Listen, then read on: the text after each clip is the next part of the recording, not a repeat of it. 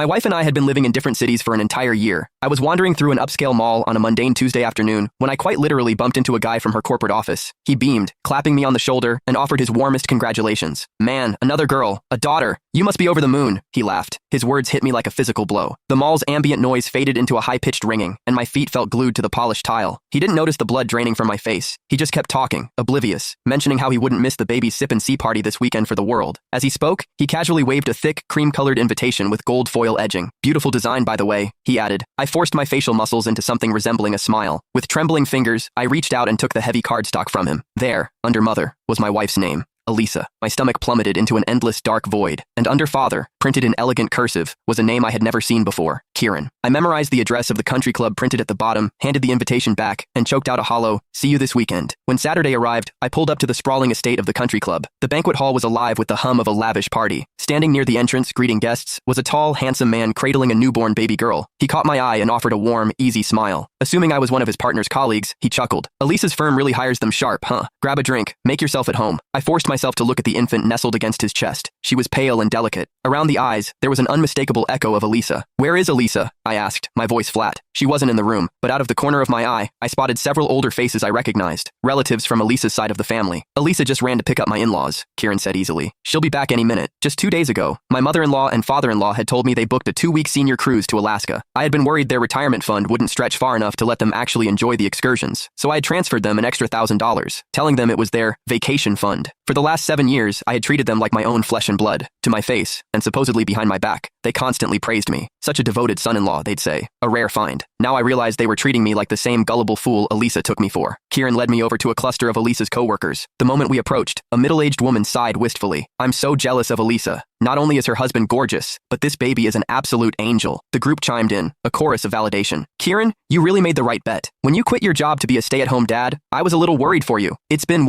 6 years? And you and Elisa are just as obsessed with each other as day one. Now you have this beautiful little proof of it. So happy for you." I had been married to Elisa for 7 years. She had been having an affair with Kieran for over 6. For 7 years, I believed we had the perfect modern marriage. She never lost her temper with me. She told me her take-home pay was around $3,000 a month, and she kept only a small allowance for her coffees and lunches, transferring the rest to our joint account. Every year, she insisted on putting her annual bonus into treasury bonds and mutual funds for our family's future. I had built up quite a nest egg for us, or so I thought. A year ago, she sat me down and pitched a relocation. A corporate assignment in Chicago, she said, that would bump her salary significantly. I agreed. "Elisa is a powerhouse," another coworker was gushing. "Top sales rep every year. Her base salary alone is crazy, and she's pulling in commissions hand over fist. Makes a killing and still treats her husband like a king. Women like that are 1 in a million." The salary she had been transferring to our joint account? That was just her base pay. All her massive commission checks had been funding this alternate life.